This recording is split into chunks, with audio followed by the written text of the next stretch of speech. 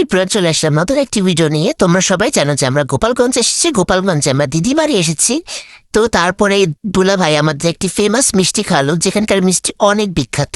তারপর আমরা বাইক নিয়ে আবারও ঘোরাঘুরি শুরু করে দিলাম। তো রাস্তায় দেখলাম একটি আমড়া গাছে অনেক আমড়া হয়েছে। তো সঙ্গে সঙ্গে এখানে দুলা ভাই আমড়া পাওয়া শুরু করে দিল। ভাই জানি না কার গাছ। তো এখানে দেখুন দুলা ভাই কেমনে আমড়া পাড়তেছে। তো আমার দিদিও খুবই অ্যাডভান্স, তো সে ফলে দিক দিয়ে আসছে, দাঁড়ান দেখাইতেছি।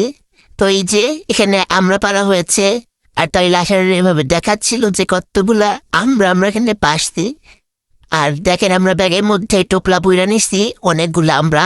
তো তারপরে এখানে আরো অনেক আমরা ভরতেছিলাম।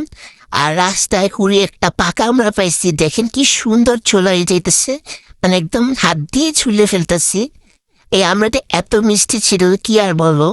তারপর আমরা এত সুন্দর একটা জায়গায় আসলাম, এত সুন্দর একটা ঘের। তো এইখানে এত বাতাস হচ্ছিল, মানে খুব ভালো লাগছিল এখানে এসে।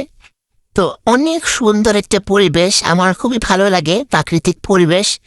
তো আপনারাও যদি গোপালগঞ্জে থাকেন তাহলে এখানে এসে ঘুরে দিতে পারেন।